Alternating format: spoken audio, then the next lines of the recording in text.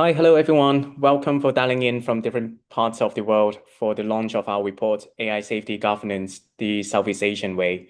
My name is Edward Choi. I'm the co-founder of AI Safety Asia. Thanks everyone for tuning in. Also, thank you for our co-publisher and co-host of the event, Brookings Institution Center for Technology Innovation, for supporting this work. This is a very important report, so thank you very much for the three authors leading this work, Leanne, Philip from AI Safety Asia, and also Chinasa from Brookings. And also thank you very much for all the speakers dialing in from different parts of the world, especially our advisors, Professor Robert Traeger from Oxford Martin School, and also the moderator today, Professor Alejandro Reyes, also have advisors. He's the scholar in residence at the Asia Society Hong Kong. He formerly led the Asia Pacific Policy Input Unit at the Canadian Foreign Ministry. So about AI Safety Asia, we are a nonprofit focusing on AI safety and governance in Asia. We train senior government officials in different Asian countries and also civil society leaders on AI governance. We do research. We also convene key stakeholders to explore different AI governance gaps and opportunities in different countries. So right now, without further ado, I will pass the mic to our managing editor, Philip Tam, at AI Safety Asia to present the key insights from the report. Philip, over to you. Hi, thanks for that introduction, Ed. So, as Ed mentioned, my name is Philip Tan. I'm the managing editor of the report. And just a little bit about myself, I'm an analyst at AI Safety Asia. I did my undergraduate education at Sciences Po Paris and Columbia University. And I'm currently a MEng computer science candidate at Cornell Tech. So I'm based in New York City. Through this presentation, I want to give a short overview of the key points from the report. Next slide, please. Thanks. So, what motivated us to write this report is the fact that global rules and norms of AI governance are really being written right now, but they are being shaped predominantly by major players like the US, China, and the EU. Southeast Asia is a significant and growing AI ecosystem, but it unfortunately remains underrepresented in the discourse. And we think that this is a shame because the region has so much to gain from participating in conversations in this area and also lots to contribute. And so our goal in this report is really to amplify the region's voice. And we do this in three distinct ways. So first, we shine a spotlight on developments on AI safety initiatives in the region up to June 2025. And this is really catered for observers of the region to take stock of where Southeast Asia is at right now. Second, we propose a series of recommendations for regional stakeholders to plug gaps. And third, we also distill lessons for partners from other diverse and developing contexts, particularly in the global majority, that seek to advance this space in their respective contexts. So something really crucial to note here, points in this report were inspired by 6 roundtable discussions involving over 30 local and global panelists and more than 1,000 participants. And we really wanted this report to be about regional AI safety initiatives as told by practitioners who work in the region. Next slide. Thank you. So the key insights from the report can really be put into 3 buckets. First, a description of the regional state of play. Second, the path forward. And last, lessons for the wider world. On the regional state of play, we find that governments in Southeast Asia approach AI safety pragmatically, and they are keenly aware of the presence of constraints and potential trade-offs, like the need to balance resource limitations and ambition, or safety and innovation. And they are really designing policy with these considerations in mind. How exactly are they doing it? We find that countries in the region pragmatically select and adapt foreign governance models to local realities. Yet developmental differences do indeed temper regional collaboration, while structural challenges, like for instance, the lack of quality data sets, poor cybersecurity, resource infrastructural and governmental constraints, do indeed continue to weigh on national AI governance. On the path forward, the report outlines 10 time-bound and actionable recommendations. But at a very high level, we propose that developing AI ecosystems should focus on building up infrastructure and talent first, so that everyone in the region would be able to reach a baseline level of maturity on AI governance. More mature AI ecosystems can lead in more ambitious areas like research and development, but should also allow space for late bloomers to catch up eventually. For the region as a whole, ASEAN has taken steps towards frontier AI risk preparedness, specifically with respect to generative AI, but fast emerging frontier tech like agentic AI and AGI need to be dealt with too. And the region must also prioritize flexible harmonization and interoperability to accommodate the diverse realities of different countries' AI policy. And lastly, on the lessons for the wider world, we characterize AI safety governance the Southeast Asian way as an approach that, among other things, adapts foreign frameworks to local contexts, embraces regional collaboration, and engages in Big Ten governance. It's really distinct from how AI safety governance is being dealt with in the US, China, and EU. And we think that it's a more appropriate reference point for the global majority. Next slide. Thank you. So we know that the report is pretty hefty. It's around 137 pages long. But a lot of this comes from country reports that summarize the state of play in Southeast Asian countries.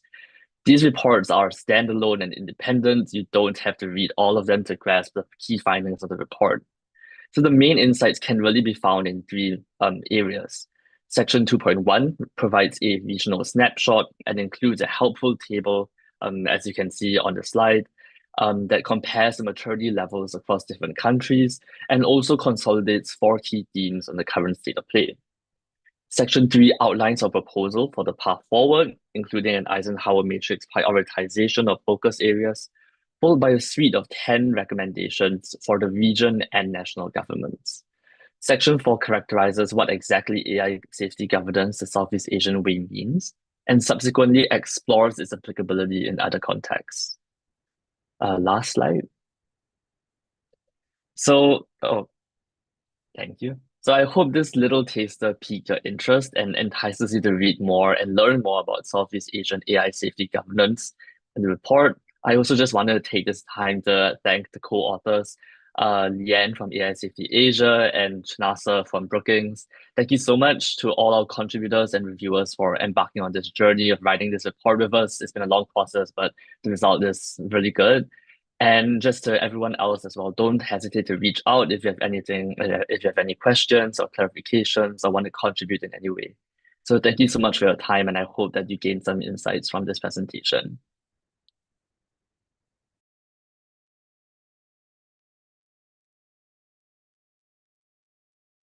Thank you very much, Philip. My name is Alejandro Reyes. As noted, I'm a scholar in residence at the Asia Society Hong Kong Center. I'm also adjunct professor in the Department of Politics and Public Administration at the University of Hong Kong and a senior fellow at the Center on Contemporary China and the World, also at the University of Hong Kong. And I'm an advisor to AI Safety Asia. So it's a pleasure for me to moderate this discussion for AI Safety Asia and for the Brookings Institution.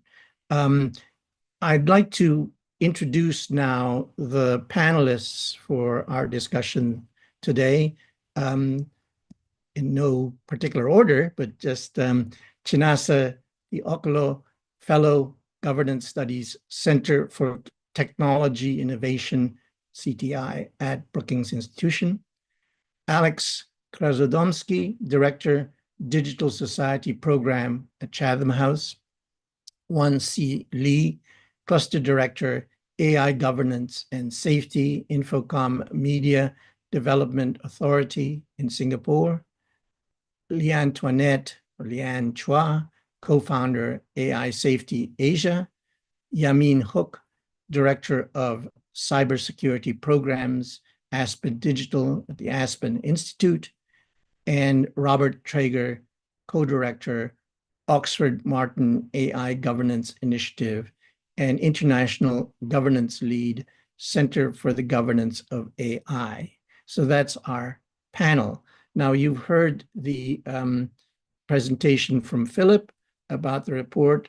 So I'm going to try to maybe get beyond, a little bit beyond the report, but I thought it might be useful for us, given that there might be folks in the audience who are asking a very simple question, which is what do we mean by AI safety? So I'm wondering if I could just tap Leanne first. Leanne, could you just very briefly give us a definition of what we're talking about when we talk about AI safety?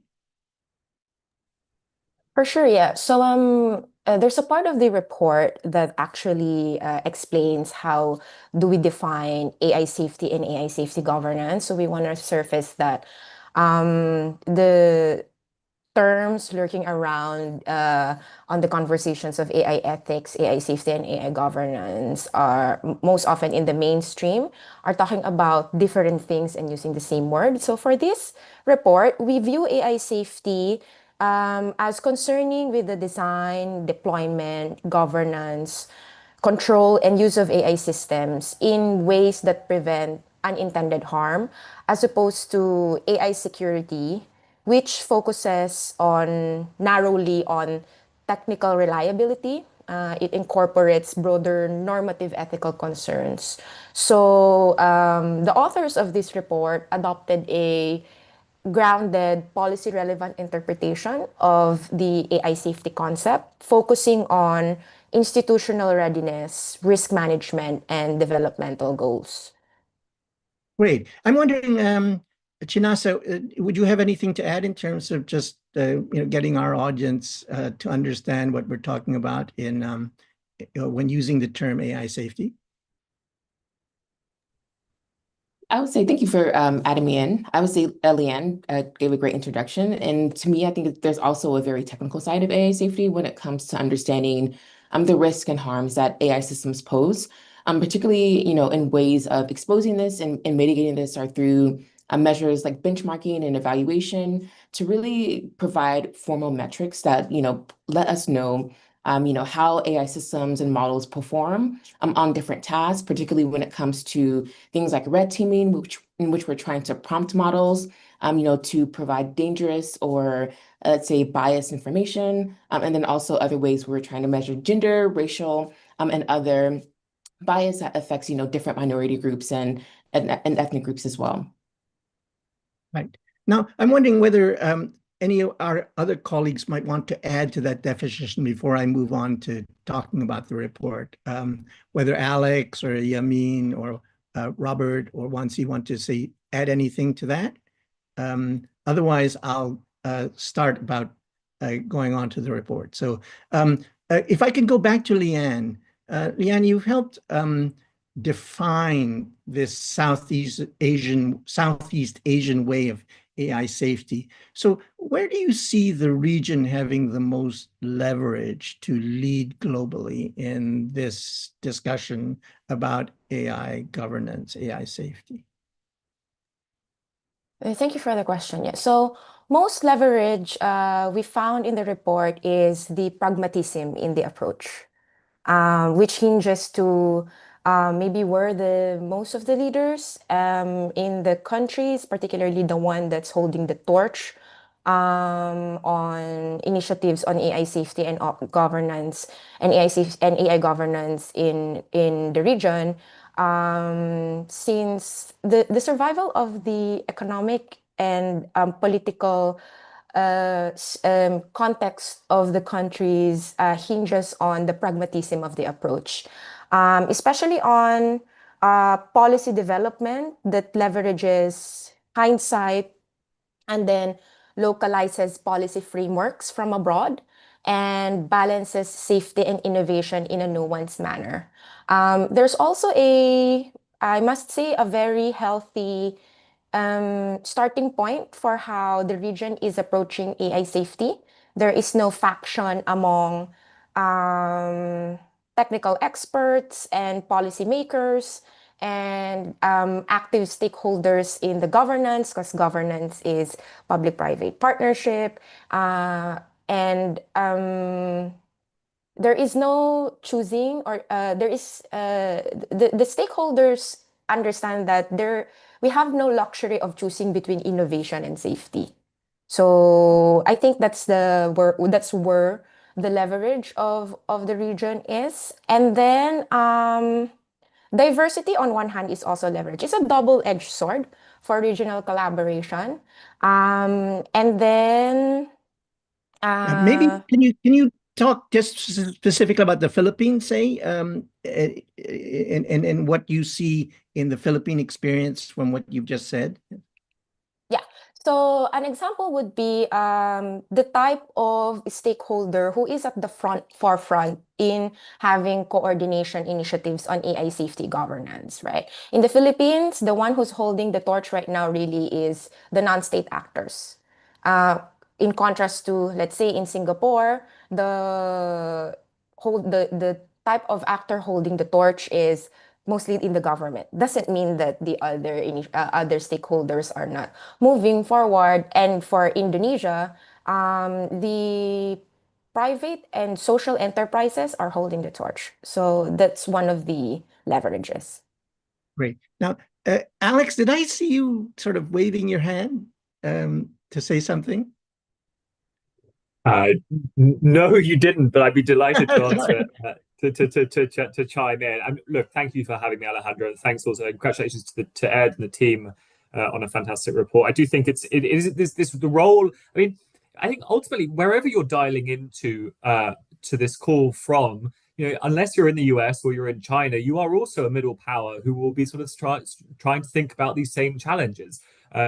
We don't know at the moment what it means to come in third or fourth or fifth or sixth place in the sort of race for AI capability. And of course, it is a race when viewed through the lens that a lot of policymakers are currently approaching this. Now, the AI safety community might reject that, but when we are speaking directly to policymakers, they are very much seeing this as, perhaps the technology that might sort of, if you speak to European policymakers or British policymakers, this might be the technology that drags us towards the sort of double-digit productivity growth or national strategic competitive advantage that we have been craving. And so we must absolutely race towards it. Now, the question for these middle powers, and the question that I think the report answers really clearly, is, well, can middle powers, negotiate this complicated shifting environment alone? Or can they do it as part of a sort of minilateral, multilateral, regional, or some other sort of special interest grouping? And if so, what might that look like? And I think the Asia Pacific region and ASEAN offer a really compelling model for how we might get there. Great. So that actually allows me to go to Wansi, who has raised her hand. And so Wansi, maybe you can answer that question, but also I was going to ask you, Singapore is often a first mover, but ASEAN states vary widely. How do you sort of translate Singapore's experience into lessons that work in very different governance and resource contexts? Yeah, thanks, Alejandro. Thanks again to the AI Safety team for having me on this webinar. Happy to be here. I thought maybe I'll try to explain a little bit why Southeast Asia, actually ASEAN, can sort of answering your first question first, right? Why ASEAN or Southeast Asia could possibly have some leverage or actually present some sort of useful lessons for the rest of the world. I agree with Alex. That's why I raised my hand. How can the rest of the world sort of address questions around AI safety and governance, right? ASEAN is diverse, as what Leanne mentioned. Many different languages, different cultures. We are a region, but unlike the EU, we do not share common regulatory frameworks. We are not a common market in that way. But at the same time, we work together as a group, right? We have ASEAN, which is a grouping. We come together to cooperate on many matters. And I think as a region, then we could sort of show perhaps other regions, how do you think about issues around AI safety and governance, right? In ASEAN, we formed a working group on AI governance. This is chaired by Singapore. And it's one way we try and coordinate and cooperate among the various ASEAN countries on how do we think about AI governance. And I agree with Leanne that actually we've taken a very pragmatic approach. Worry about how do you drive AI use, but at the same time making sure that it's safe so they can build trust amongst ASEAN consumers. And to do that, and yet find a common way forward. It has been a very interesting journey. So we've come together to come up with common guidelines. What does it mean to govern AI in ASEAN? What are some of the common principles that we want to agree on, and where can we cooperate? So there are a couple of documents, ASEAN AI ethics and governance guidelines. That's one document that's been published last year, and then this year we published the extension to Gen AI. I think those are good sort of reference documents to see what ASEAN is planning to do collectively in AI governance. Yet addressing and recognizing that we are diverse. So that's one, right? Where do we find commonalities? The other areas where we could find commonalities are in how do we deal with issues around different languages and different cultures, and yet making sure that these AI systems and AI models are safe in the context of individual ASEAN countries and ASEAN collectively as a whole. So we've done red teaming exercises. We are working on building an ASEAN benchmark for testing.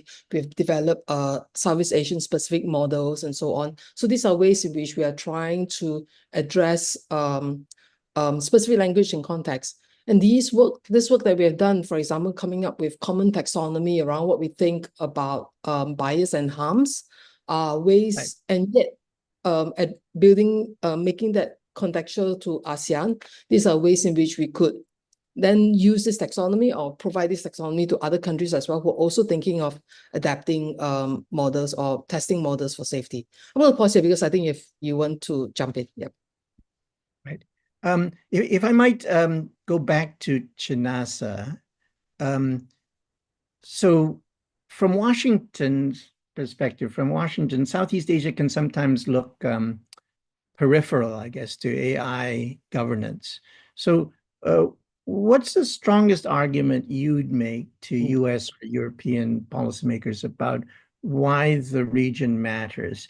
And, I'm just telling the audience, by the way, that we received a number of questions in advance, and this kind of relates to one of those questions, which was coming from someone who might be in the audience now, which was what international governance structures will best assist the region to maximize advantages and minimize pitfalls. So these are kind of merged questions, if you will. But how do you see, what's the strongest argument then about why the region matters? Yeah, most definitely. And so I think, something that we stressed throughout the report, and then also that, AI Safety Asia has also very much so advocated for, it's just knowing that, the Southeast Asian region is really culturally diverse, linguistically diverse, and also just in values and other aspects of identity. And so I think this is really important when we consider the US context, because the US itself is pretty much a melting pot of different cultures and ethnicities and races, from across all around the world.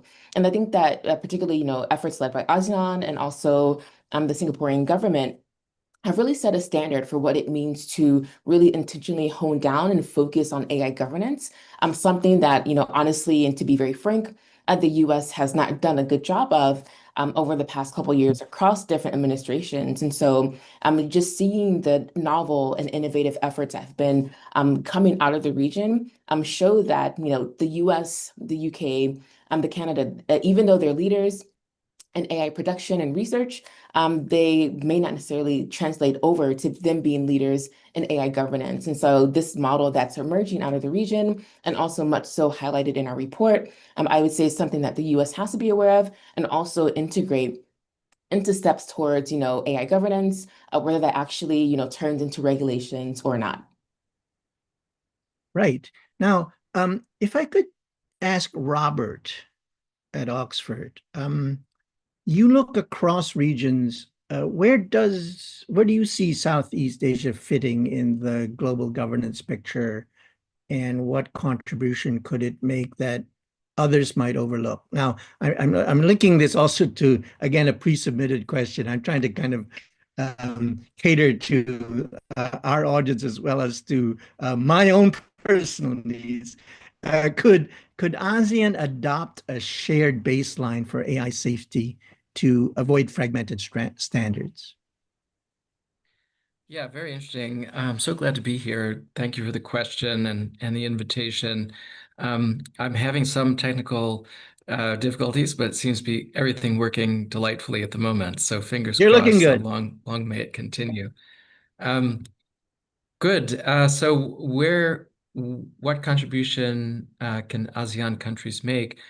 It's a fascinating question. I mean, I think as others have also said, figuring out where that set of countries have common interests with others around the world is, I think, a really live topic at the moment. And really, I think somebody also said if you're not the United States and you're not China, then most other countries have really a lot of common interests at the moment.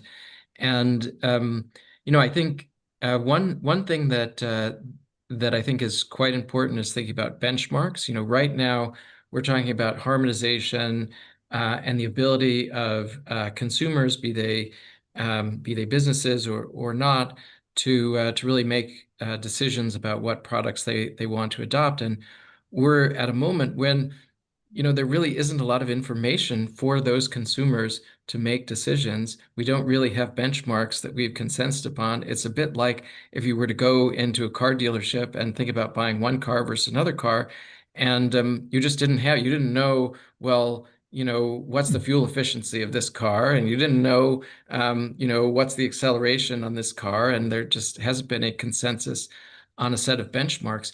So I think something that, for instance, ASEAN countries could do, which would be really useful both for themselves and as a broader service to much of the world, is to really identify the set of benchmarks that already exist that can be used and developed further, and then to identify, well, what are the things where benchmarks need to be developed that are really more local, that are region specific, that are ensuring that, let's say, a large language model takes local needs into account. That's the kind of thing that we need local action. We also need international collaboration to forward, because there probably should be a set of international tools and support for local efforts in these regards. And if we can do that, then we can sort of harmonize between the kinds of benchmarks that are being developed internationally and the benchmarks that really need to be developed locally to ensure appropriate inclusivity and cultural sensitivity and other factors that are really local factors. And then once we have that, then I think we have the possibility of sort of market mechanisms to drive adoption of the technologies that people locally, but locally around the world, find to be most useful. So that's sort of one example of a contribution that I think ASEAN countries are really well positioned to make. Fantastic. Now, Alex, you raised your hand. So would you Yeah, like to comment? just to piggyback on that, I'd just like to draw attention to the fact that this is already being done really, really effectively. So Leslie Tao and his team at AI Singapore, they've produced them and the guys behind Sea Lion, which is a big model that spans all across Southeast Asia. I run something with partners, indeed one person at Aspen Digital, called something called the Public AI Network. You can look it up on Google. And in the coming weeks, we hope to be able to bring some of these Southeast Asian models with a sort of user front end to the wider world. So just to say that there are sort of public AI efforts trying to sort of make sure that these models do see the light of day when it comes to a kind of a route to market, as Rob rightfully points out, is super, super important. Great. Leanne, you have something to add. Yes, I think I just also want to back up the points that I've already said regarding what's the leverage for ASEAN and owning up to the challenge, right? So it's two aspects. The first one I'm gonna tell is about the technical part, and then the second aspect is the engineering part of AI safety, and then the second aspect is the governance, the coordination aspects on AI safety. Within the region, interregional, and then also global, right? So on the first part, Southeast Asia is poised to hinge on its pragmatism. And its pragmatism, for instance, red teaming and the tools, that's a really good mindset to be in, especially in pursuing interoperability in the region. So for other areas of the continent, Asia, which is very heterogeneous, it's good for Southeast Asia to go up to the challenge of who is the first region in Asia that can level the countries up to a baseline standard, and bolster AI risk, AI safety preparedness. And a nimble way of doing so, but in such a pragmatic way. Because if, let's say, countries within the region be able to have a kit for AI safety that everybody has, and then from there, from that foundation, the maturity can differ, then that would be very good. On the other side, the governance aspect, um, it's very rare to see a region these days that has a relatively rules-based order in the international scene that consult each other. And Southeast Asia is on its path to listen to each other and do its integration. So that's a leverage also that Southeast Asia has. It's a model for, okay, let's hear each other on our ways to pursue governance of safe and secure AI. Right. Now, Yamin, I'm going to get to you, but I wanted to just get back to 1C because there was mention of Singapore, and I know I had asked her earlier about Singapore, and maybe I didn't give her a chance to just talk about, the Singapore's experience as relates to the discussion we've been having. Yeah, definitely. I think thanks again for bringing the question back. Give me the chance to share a little bit about what Singapore is doing.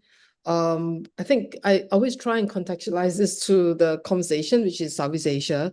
And as Leanne mentioned, there are really two parts to this, right? The first is the technical work on safety.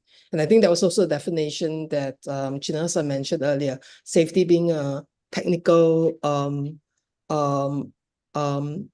work that we need to do to ensure that AI is safe, it doesn't cause harm. And a lot of this technical work is in testing, is in risk assessment, is in developing methods to do mitigation. And around things like testing, to Robert's point, coming up with what's already out there in terms of benchmarks that we can use, that's definitely work that Singapore has identified, and we are happy to share that as well.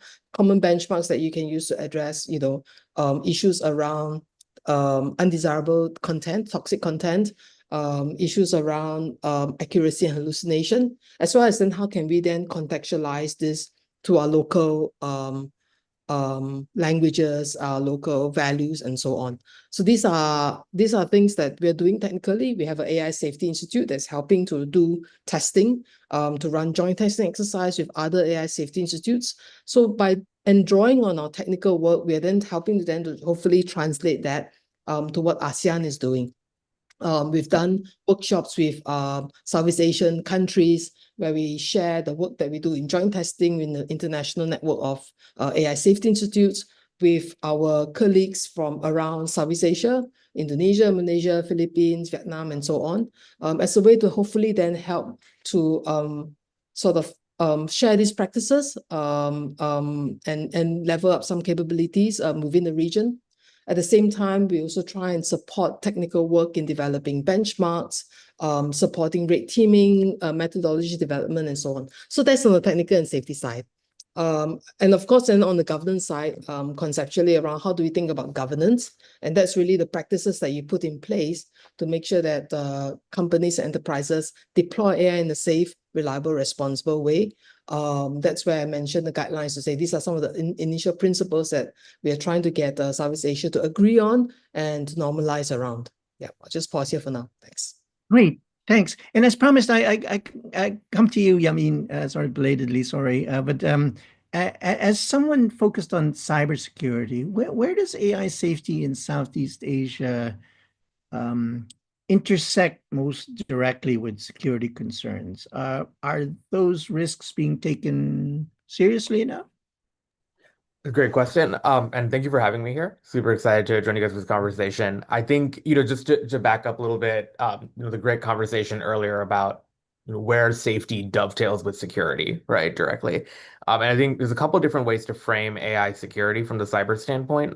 For people watching, like you can think of it as the relevance of AI systems with regards to using it for defensive cybersecurity capabilities, right? Things like doing vulnerability analysis, scanning, etc., being able to basically, for now, mostly build scale, right? Be able to do these things more cheaply and effectively.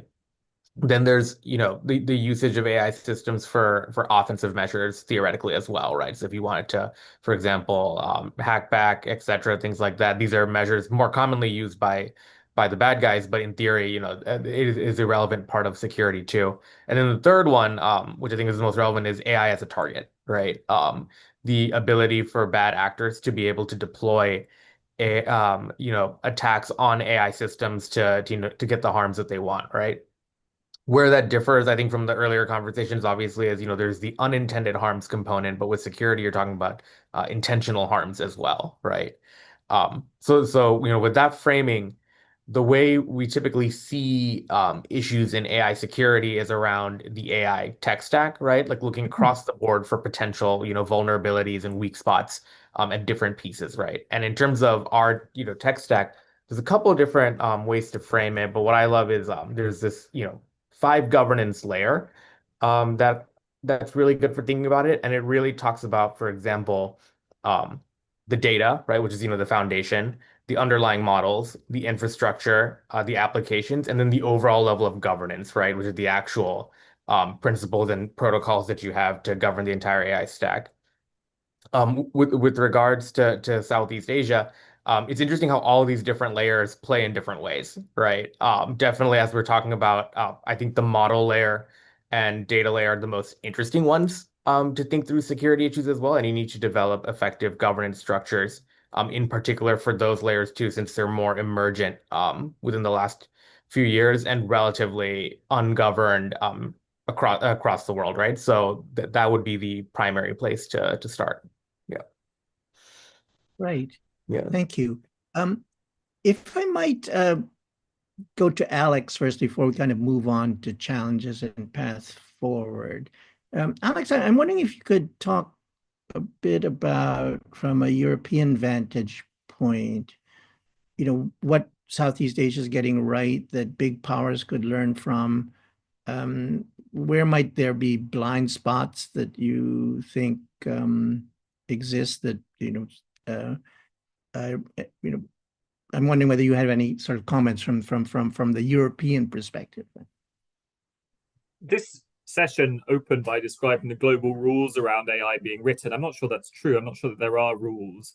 And I think that doesn't play particularly well to Europe, that has sort of tended to try to position itself as a sort of rule exporter, as a regulatory exporter, the sort of so-called Brussels effect. And I don't think we're in that world right now. It feels like we are in the age of the builder more than we are in the age of the rule maker, and it is the builders who set the norms, the values, the rules around the technology that we are sort of growing to become, that we're integrating into our sort of daily lives, into our economies and politics and so on. So I suppose to think about, I think a lot of people would reject the idea that Europe is an AI superpower that should be taking lessons from anywhere else. While its sort of modus operandi of trying to export rules is not a particularly sort of in vogue approach to approaching things. What could they learn from Southeast Asia? Well, shipping stuff, right? Like this is one of the things that we're very excited about, is that when we look to models like Sea Lion and so on, we start to see these models, these open models that are being produced, often in collaboration with national labs, actually seeing the light of day. That they are being sort of supported by government, with government funds through national labs, and those models are being released and tested, and they're out there in the world to be used by public and private entities. We don't necessarily have that same tradition at the moment in Europe and the UK, and I think learning from that process, working out how we can sort of start replicating that, is going to be the thing that starts tackling these kind of European hang-ups around sovereignty, technology sovereignty, US dependencies, and so on that currently seem to be sort of bubbling to the surface over here. Thank you. Now, I'm wondering if I could shift into talking about challenges way forward. Southeast Asia is pragmatic, borrowing global ideas, adapting locally, but capacity gaps, infrastructure limits, and uneven readiness remain. So let's maybe talk about where the trade-offs are most acute. Leanne, the region wants to use AI for sort of leapfrogging in finance, healthcare, education. Where is the sharpest tension between adoption and safety? I reference a question from the audience just to make sure that the audience knows we're cognizant of questions. Are there AI safety measures that could actually accelerate innovation rather than hinder it? Right? I'm so sorry, Al. What was the last part of the question again? Okay, so the question that I have here is that the region wants to use AI for leapfrogging in finance, healthcare, education. Where's the sharpest tension between adoption and safety? And I wanted to just tack on this question from the audience, which was, are there AI safety measures that could actually accelerate innovation rather than hinder it? Yeah, so I'll answer the first part, which is the highest tension, right? I think it's in the aspect of probable innovation arbitrage and market capture that the stakeholders of Southeast Asian nations and the people who are in the seat may be not sensitive enough or not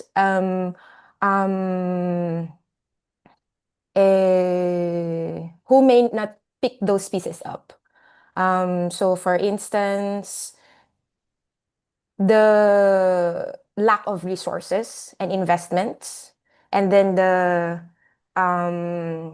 play off in terms of getting the resources to start developing, building, or maturing the infrastructure, and how Southeast Asian nations are depending on the sponsor of the infrastructure, because that's AI stack we are talking about. So I think that's the highest tension in terms of is Southeast Asia stakeholders and decision makers competent and have teeth enough when they agree to those partnerships that later on down the line, 3, 5 years, 10 years from now, when we say that we don't want this anymore or we want to tweak this, will those sponsors or providers be accountable when something, when a harm or a risk occur?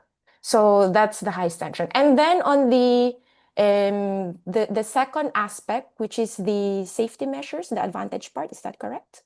Yes. Well, are there AI safety measures that could actually accelerate innovation rather than hinder it? I would like to challenge that question because That's yeah, audience yeah, question. exactly. Yeah. So I want to challenge the question by saying that safety and innovation don't necessarily antagonize each other. That narrative is actually certain actors who just want to live off their accountability by saying that those two are antagonizing. There are concurrent ways to nail safety and innovation at the same time. In fact, it is, and knowing Southeast Asia market, which is a young population, so that means lots of parents and lots of children who are mindful of the future, the safety of the young population, would say that if I feel safe using this service or consuming this product, will provide innovation because the economic incentives and market is flourishing. So in that case, safety is actually an advantage, an accelerant of innovation. If we look at there are examples of this. For instance, civil engineering. Civil engineers, they innovate on designs and engineering infrastructures, but they are also the very people who's accountable for the safety of the infrastructures. So that's also creating a role that is highly high competence on the technical aspects that would also have the accountability to make it safe, like safety first. You always see that, right, in our building infrastructures. That's a way to go. Another as well is because Southeast Asia is on its path for integration. So having an AI safety currency for within Southeast Asia in the region as a unit of measure that will work across the region would be good. And then third would be, and as it was specified in the report, Southeast Asia can also be kind of like a human with different parts of the body. The talents of Southeast Asia vary and it can work together. So for instance, in this whole ecosystem of AI safety governance, technical AI safety can be a powerhouse of Singapore. Auditing can be a powerhouse of the Philippines because lots of data annotators, right? And Vietnam can be for compliance. So having different powerhouses of integrated ways of pursuing governance and make that interoperable for the region are some of the ways.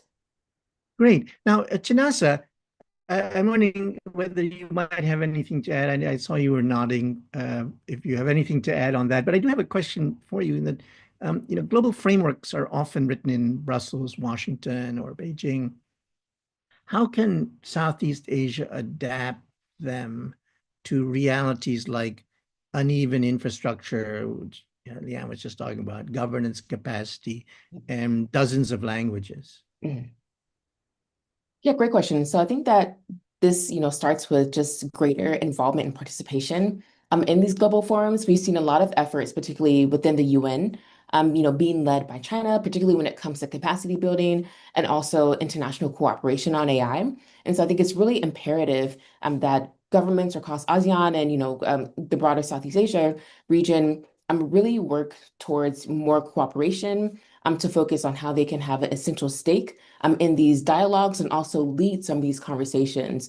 And I also think that it's important that not to rely on these multilateral institutions, or even, I would say these greater or frontier AI powers, and also continue to, focus on developing standards that are relevant, governance frameworks and standards, excuse me, that are relevant, to your region, and to the region, to the country specifically, and also, again, just ensuring that this information is disseminated more broadly. I think that one thing we see is that there's not a lot of access or information that's widely shared about these respective governance frameworks and just general developments that are happening within Southeast Asia. I think honestly, ASEAN, again in Singapore, does a great job of this compared to what I experience as someone that works focused is focused on Africa, excuse me. And so I think that I would love to see this just increase more. And I think we'll continue to see the Southeast Asian region have a greater stake and also voice in global AI governance as well. Great. Yamin, if I could. Oh, I see that Wansi, you have a comment to make, please. Thanks, Alejandro. I thought maybe I'll just add on to what Chinasa is saying. I think we also need to be quite clear when we talk about global conversations around safety. Typically, what do we mean? And sometimes it's not quite the same thing. So there's a layer of conversation. If you study the EU AI Act, for example, for general purpose AI, the code of practice that's come out, a lot of it's focusing on models.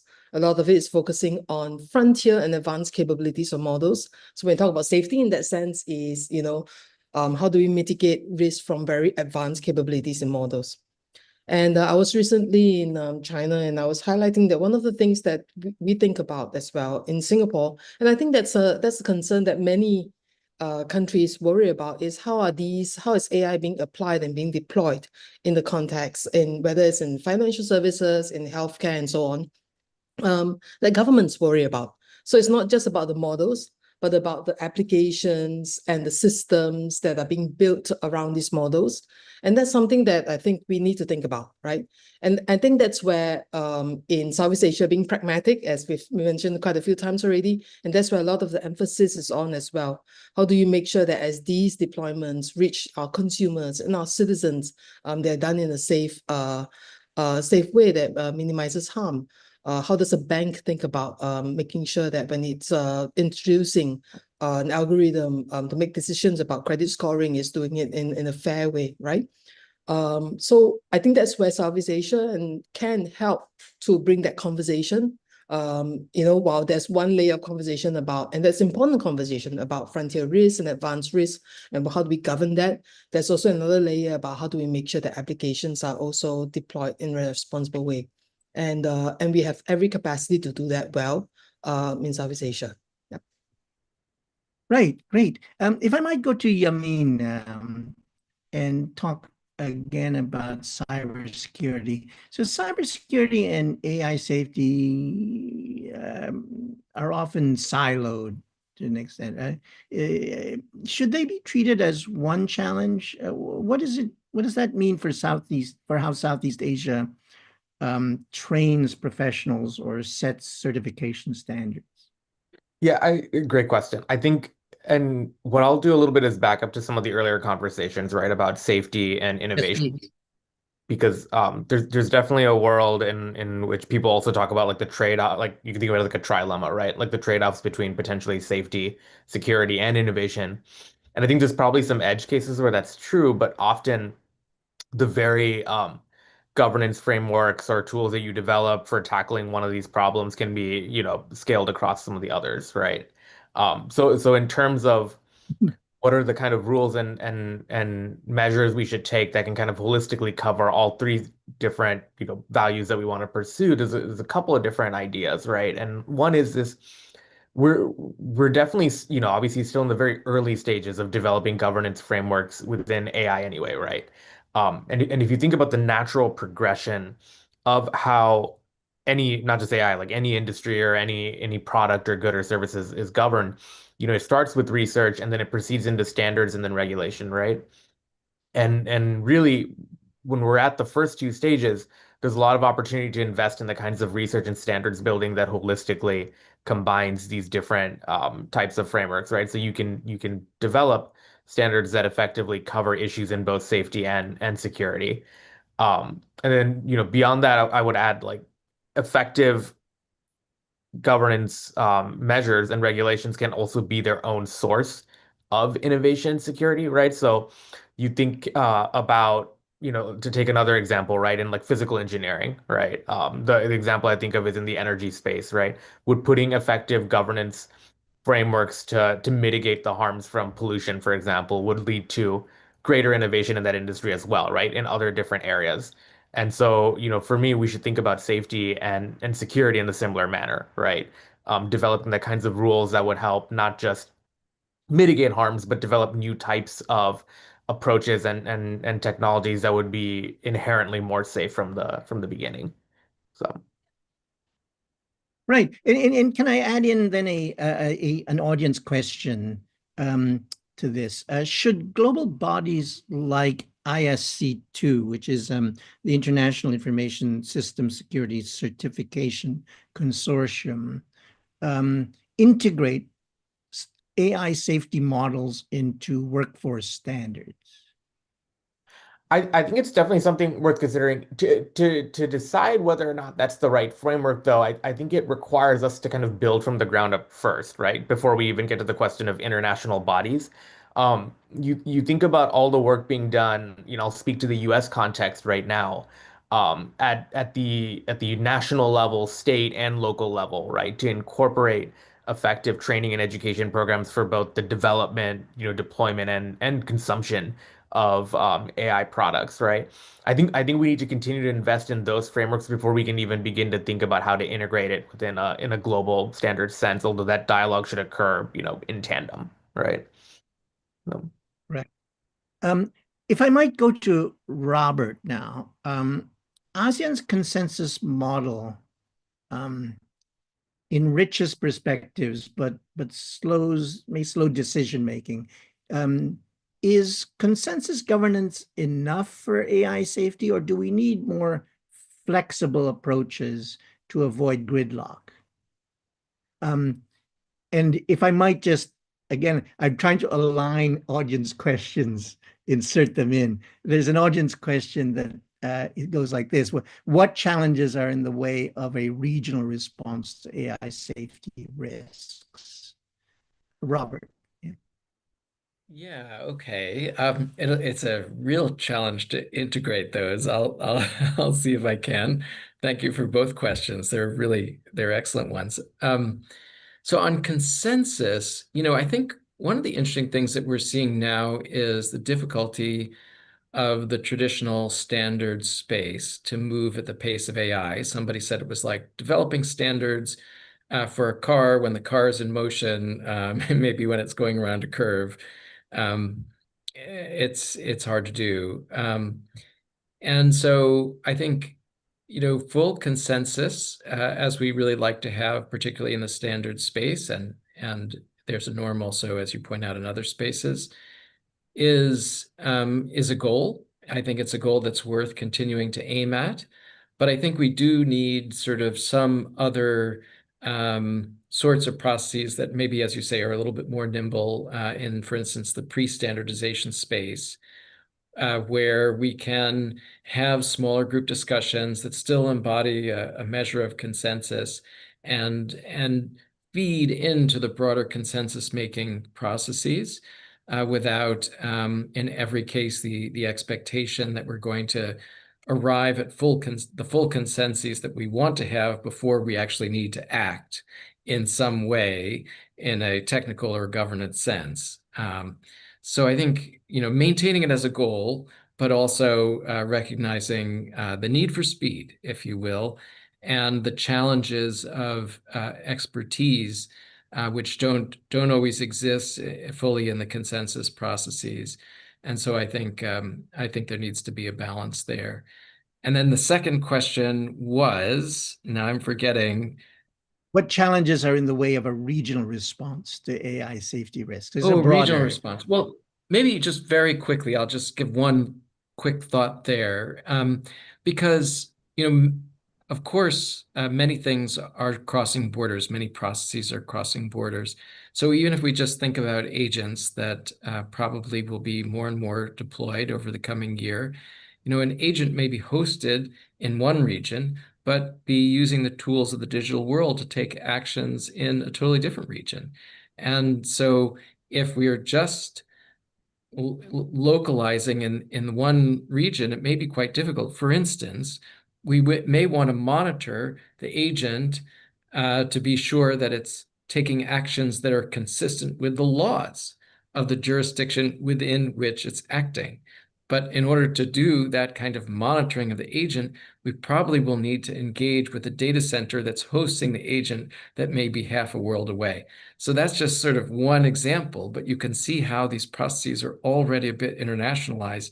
And we probably need some international architecture like we have in other domains, like finance in particular, but also others that allow us to share relevant bits of information, but also to have privacy preserving techniques that ensure that we don't share all information that we don't want to share. So these sorts of arrangements are really to be built. I think there's a lot of conversation that needs to happen to figure out what should go on here.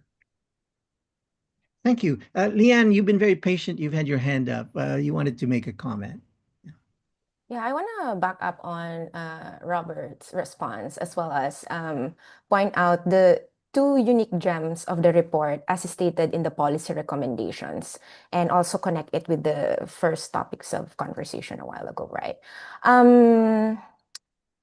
We've introduced the Eisenhower matrix approach to governance.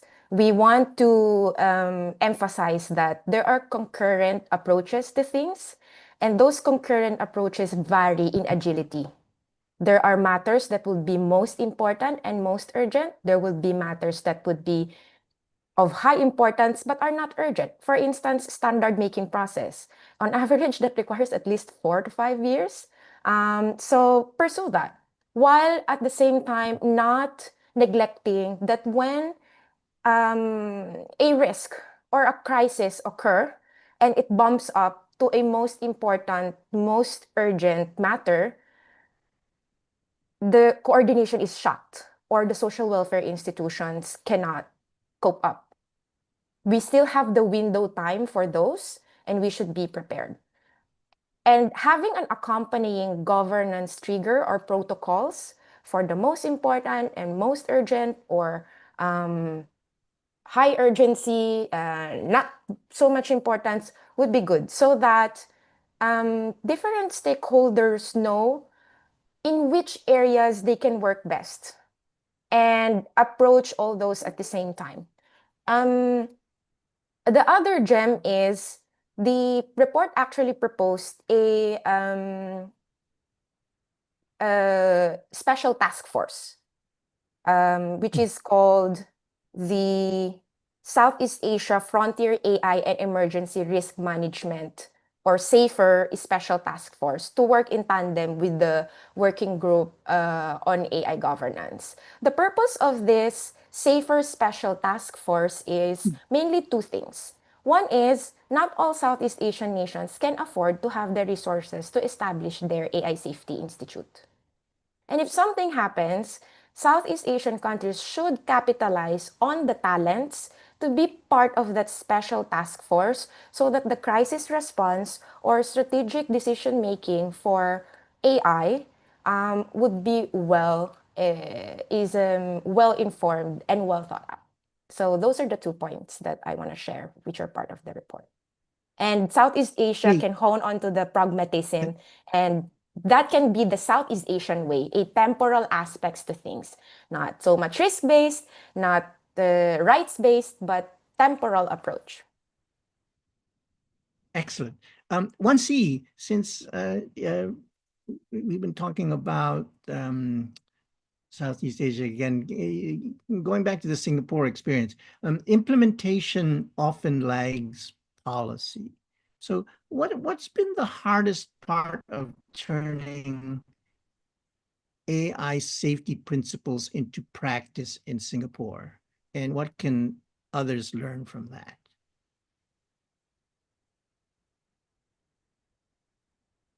Well, that's a good question. I think one of the hardest things is that the space is just so wide, right? There's so many things to do. And even in Singapore, I think we're finding it a little bit tough to catch up and run fast enough.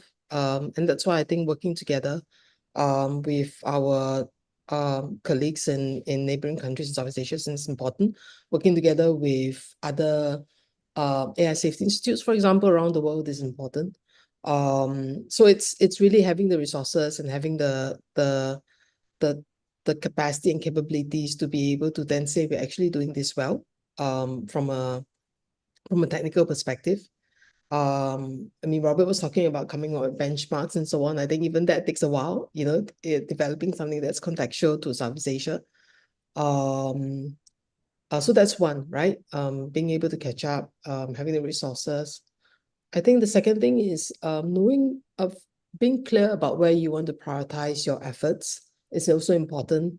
And this, because as I mentioned earlier, you know, in the safety conversation, it's very wide. There are many, many different issues that people care about. And being clear what's most important is to your country, and at the same time, I know collectively as Southeast Asia, I think that's important as well. And that's why I think we have, and that's, I think, where we, I feel as a region, we've done pretty well. Yep. It's a challenge.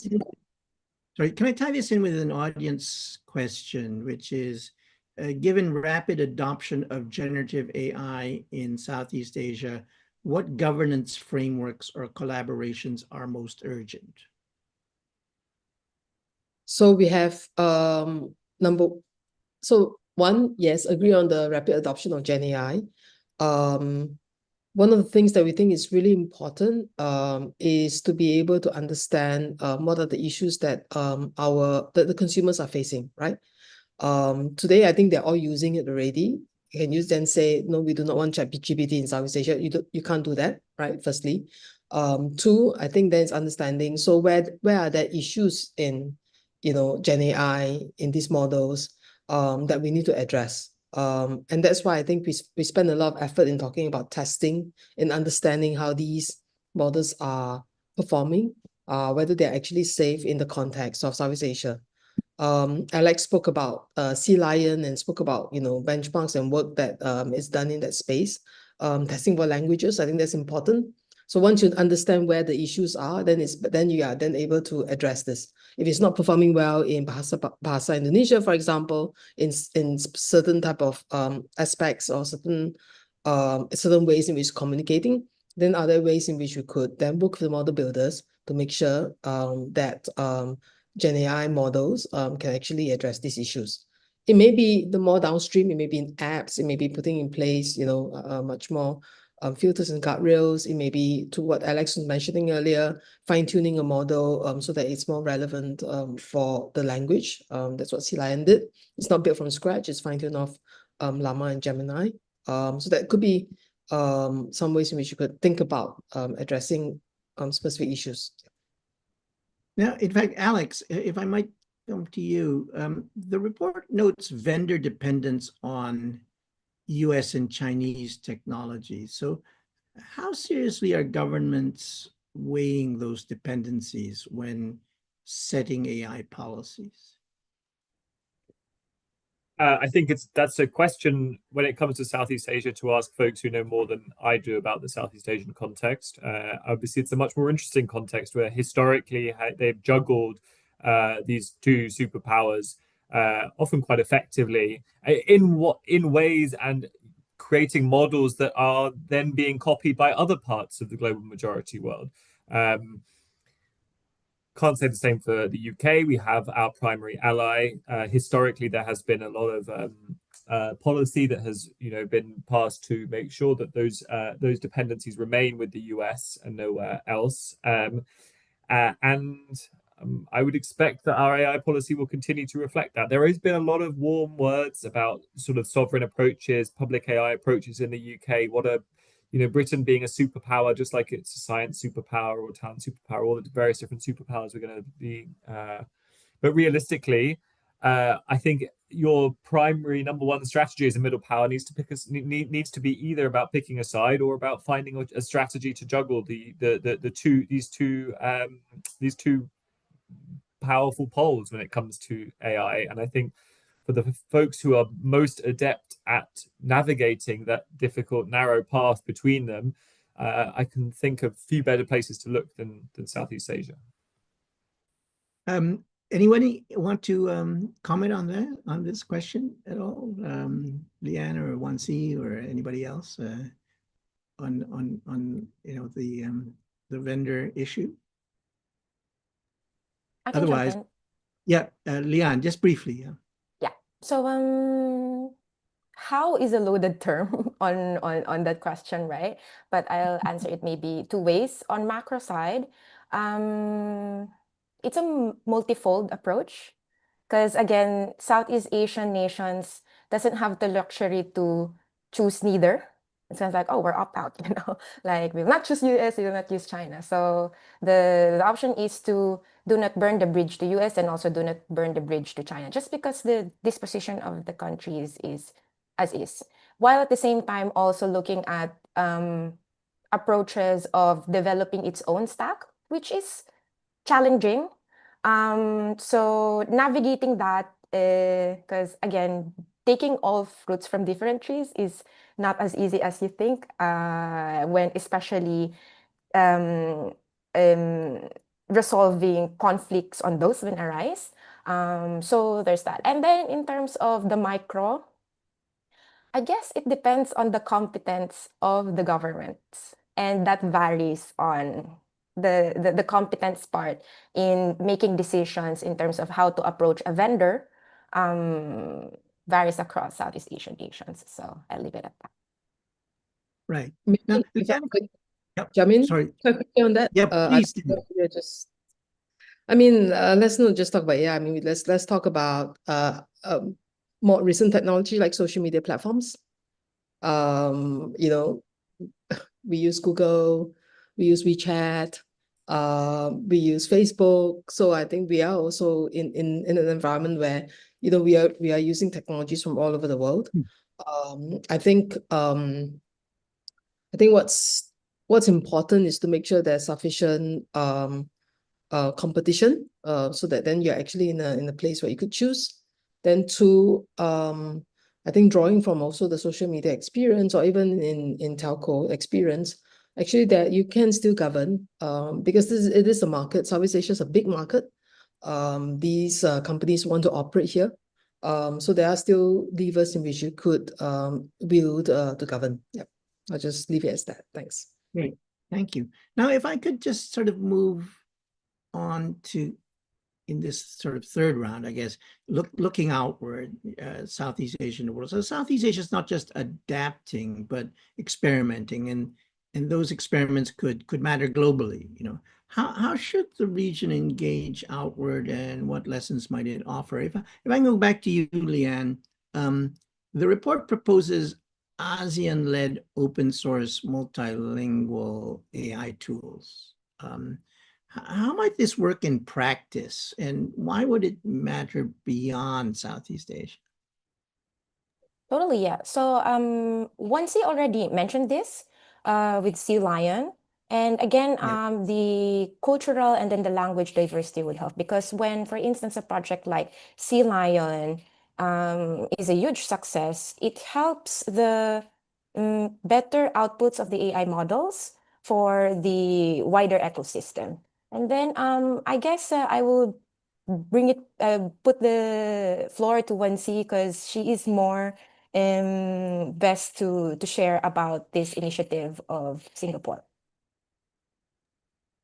Okay, thanks, Leanne. I'll talk a little bit. Yeah, back to you. I'll talk Sorry. a little bit about. I think I'll talk from the perspective of why does this matter to the rest of the world, right? I mentioned earlier that Sea Lion is not built from scratch, right? It is a continuous pre-training and fine-tuning of an existing model that's open source out there already, or well, open weights. And so it demonstrates that, and through that process also, I think we've learned quite a lot of useful lessons that my colleagues in AI Singapore, Leslie, that Alex mentioned, has also tried to share this experience with our colleagues around Southeast Asia. So, for example, in Indonesia, they've drawn on those lessons as well to build. I think it's called Sahabat AI. There was a Indonesia-centric model by GoTo Group. These are ways in which I think while we're training for Southeast Asia, while we're building for Southeast Asia, the lessons that learned, and hopefully it can be relevant to other regions and other countries that are thinking of then how do I also fine-tune and improve upon certain models for my context, for my language, for my needs. So that's one. Secondly, even as you think about safety and testing, there are some areas in which we can say, while the values and the context are unique, the framework in which you think about testing, the taxonomy, developing a methodology and how you rate team, these methodologies can also be propagated and shared beyond sort of the experience within Southeast Asia. So one example is we did a rate teaming challenge. We have 10 countries from around Asia come into Singapore. We had some taxonomy around what is bias, how do you think about testing for multilingual, multicultural context, and then we translated that into a rate teaming methodology that's hopefully going to be useful for anybody else who wants to pick it up, and also then do some rate teaming for their context, for their language, for their culture.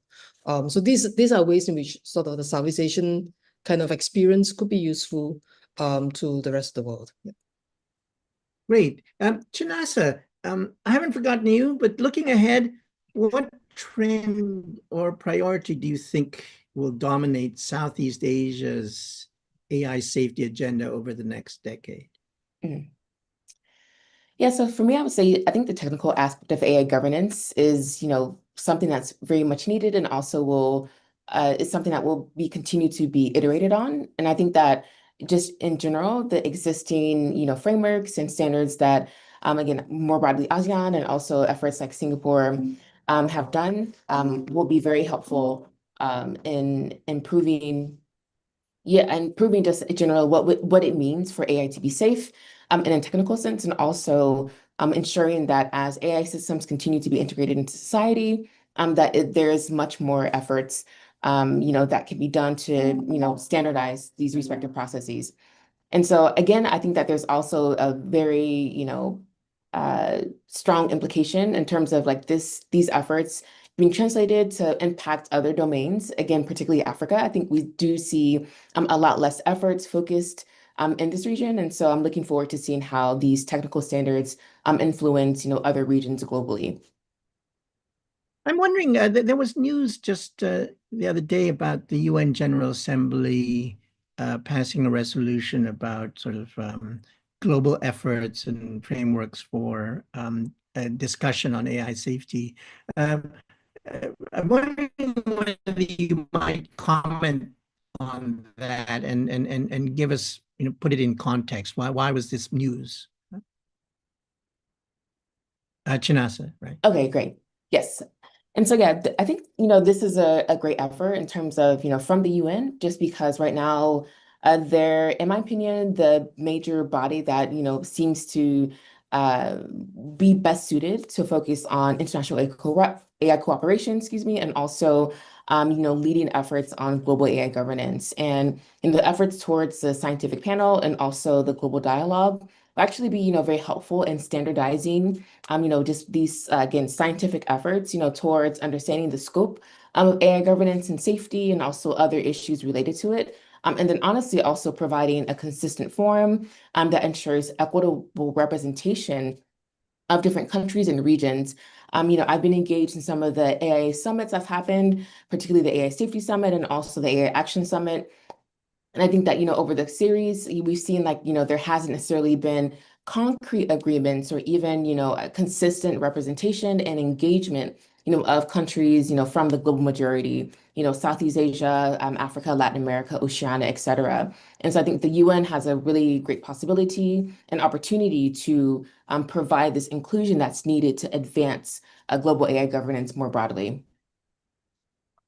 Wonderful. So, Robert, if you could take that further. So other global majority regions are watching, and if Africa or Latin America were to say take lessons from Southeast Asia's path, what should they emulate and what should they avoid? Right, right. Yeah, so moving back then to the sort of distinctiveness and the contribution of Southeast Asia, interesting. Yeah, I think we've been sort of talking about the capacities that need to be developed on a global basis and the capacities that need to be developed on a local basis, and then the capacities that maybe can sit at a regional level. And I think we're sort of figuring out what can be at each of those. And I think one aspect that I think the Southeast Asian region really is leading is really in regional collaboration. I think when others we've talked a little bit about Africa and elsewhere when they look to that region, I think they can say, okay, well, this is a region that has begun more of a process of thinking about things collaboratively. Of course, there are collaborative efforts in other regions as well, but I think they're a bit more developed in the ASEAN region. And that is very interesting because it simply is the case that not all, for instance, countries in the world will develop an AI Safety Institute. I remember talking to the minister from Namibia about a year and a half ago now, and she said, "Of course, we will not develop an AI Safety Institute. We're a nation of 2 million people, but." But that nation still needs to engage in the process of debating what standards should be and in testing of models and evaluating models for deployment locally. So how should that happen? Well, probably some regional solutions are going to be important there.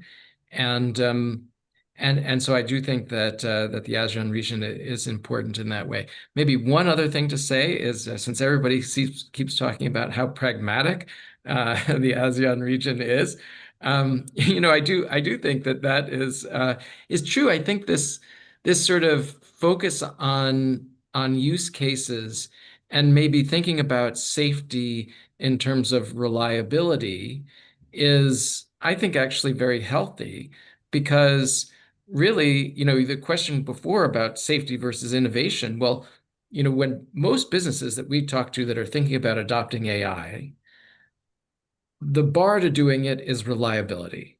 And so if we can have systems that actually will do what they are marketed to do and say they will do, that would be a sort of reliability, that would be safety, and that I think has been a focus of the ASEAN region, as it should be. I think other regions will learn from that. It kind of reminds me of the discussions that, before mobile phones became smart or did what they do now. That I remember being in a meeting where a lot of business people, investors said, just make these things work, just make them happen, and then we'll be there with the funding and everything. Interesting. Yamin, you've raised your hand, so you have a point to make. Small point adding on top of what Robert said. I think it's, the unique position that Southeast Asia has given its status as both a critical region, but one that is diverse, decentralized, and pragmatic.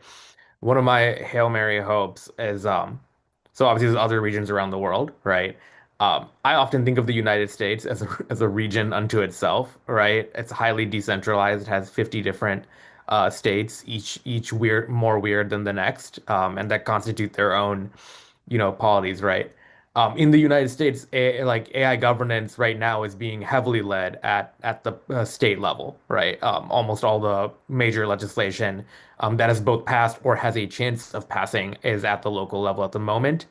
I know there were some fears about an AI moratorium at the federal level, but it looks like, at least for now, that is not on the table, which is effectively, a permission structure, right, for more local levels of governance to emerge over time. And I think like one of the many regions like local governments in the US ought to look at would be Southeast Asia for a way to collaborate more effectively on developing shared norms and governance models in this space. So. Leanne, you had your hand up, but then you put it down. Now you're back up. You're back down. Would you like to say something briefly? Yeah, so just to answer the question of the audience, one for what Latin America and Africa should follow with Southeast Asia, and then another one as well for what to follow apart from those already mentioned. So for the first one, if you look at the page 26 of the report, that is Southeast Asia that other global majority shouldn't follow, which is the footprint of Southeast Asian countries in international AI governance tables. It's poor. And there's a lot of work Southeast Asia has to do on that. Because again, we've dropped the maxim, if you are not a part of the table, you're part of the menu. Also to add that it was raised by the former Trade Minister Gito Werjawan, who is a panelist with Robert Traeger during the first roundtable, where this report is based on primarily is that Southeast Asians have a poor narrative selling of its own strengths in the global world. So that's a good thing to wear. And when I see LATAM, I know that LATAM is there. It's felt. When Africans are there, I know that it's felt. But Southeast Asians, yeah. So we have to work on that. And then on the good part, apart from the ones already mentioned, it's not explicitly written in the report, but it's visible in the report. Capitalize, optimize the talents of the region, which are mostly young. The managing editor of this report is a really young, superb talent from Southeast Asia, and we work on that. And I am not, I think I may be just a year or two older than the managing editor. And these are talents who did not wait to be part of the table, though I am part of some of the tables, but we didn't wait for us to be in. We created the tables. So creating those tables as well. And I think it's ripe that Asia do it and Southeast Asia also do it. So I leave it at that. Well, I can tell you in 15 years of teaching, I've never seen someone, any of my students present Eisenhower table matrices. So, good on you guys for doing that. If I might go back to Yamin, in closing, we're very close to the end here. Cybersecurity standards are often set globally. Very quickly, briefly, what role could Southeast Asia play in shaping those standards so they reflect regional realities? I think it'll be especially important to talk about safety issues, especially at the model and use layer, right? There you have to have dialogue and input from regions around the world because ultimately these harms are at least contextual on some cultural level, right? So I think even in the cybersecurity space, when you're wanting to think through standards around how to effectively develop, security controls, right, in an organization or at the national level, you would need to have dialogue basically from every region to talk about their experience in dealing with previous attacks and how they can use those experiences to basically go govern these spaces more effectively. So. Right. And if I can then close going to Alex. This might be a kind of when I think about the tech space and AI, I often go back to Anu Bradford and her schema of the three digital empires. The U.S. with its sort of market-based model, EU with its sort of rights-based model, and China and others with their sort of more control model. So I guess one of the things that in my view of like to get this discussion about AI safety going global, you need to have all three kind of models present at the table, and there aren't all that many platforms for that to happen. Weirdly, I mean, like some place like ASEAN to me, and the ASEAN Plus format is really that kind of tailor-made for that. And I know I'm going on, but I'm wondering if you could just address that in terms of the great power rivalry that looms, right? I'll be Thanks. quick, but because we don't have much time, not only do you need to have them around the same table, but they need to be talking about AI safety, which is what Bletchley Yes. Park was about. But then we had an AI Action Summit that looked a little bit more like a sort of trade fair than it did a safety summit. And now we have an impact summit coming up in India. So I think there is absolutely a gap in the market should AI safety, and there's a reason for that. AI safety is dropping down the agenda under political pressure from the US and general attempts by nation states to say, hey, we don't want to kill this technology. Or we're being told that if we regulate, we kill this technology. So absolutely there is a gap, and absolutely we need to have the Europeans, the global majority countries, and absolutely China and the US around the table. And not just that, we need to get them around the table to talk AI safety as a priority, because I think what was started in Bletchley, unfortunately or fortunately, has morphed into something rather different. Interesting. Yamin, you had hopefully a quick comment. 10 seconds. Policy is ultimately about linking tools to targets, right? And every region is better at using different tools and has a better insight to certain targets. So you have to have like all the different regions at play to talk about, what mechanisms we use for regulation, for contract, for et cetera. There's no other way to govern any industry, but especially in AI, without having all these different experiences at the table.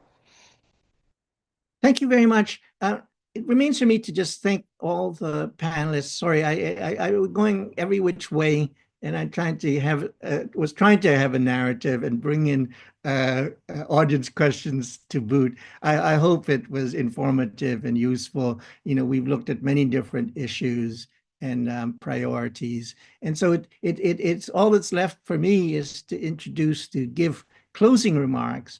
Dr. Sufiak Mongkol Sarin, who is Executive Director of AI Safety Asia and was previously Head of Data and AI Ecosystems at the World Economic Forum. So over to you, Mongkol. Thank you so much, Alejandro, and thank you so much, colleagues and friends, for all of you joining this discussion. It's really timely right now. And on behalf of ISA again, AI Safety Asia, we would like to thank you to the Brookings Institution CTI for an excellent collaboration, and to every contributor and our partner. We couldn't do this without you. As the panelists mentioned, right, the field is moving very fast. we need to catch up together and to work as a community and to secure the resources to do this well. So at AI Safety Asia, we are focusing on three priorities like dialogues and coordination. We focus on research and share platforms so that we are on the top of these moving targets. The third one is on capacity building. And what the world would miss without ASEAN leadership is the 700 million multilingual testbed for inclusive AI, practical governance that work in diverse markets, and a trusted bridge between advanced and emerging economy. So ISA is working very hard on these topics, and we have a lot to do. So please join hands with us. One project that I'm really excited about is our East Asia Roundtable that will be beginning with an online Tokyo section on September 11. So if you would like to join the conversation, please register and follow us on our LinkedIn page. There's a lot of update over there. And I think that with only preparedness and foresight that ASEAN can lead, safeguard our people, and accelerate innovation-led growth. So thank you very, very much, everyone.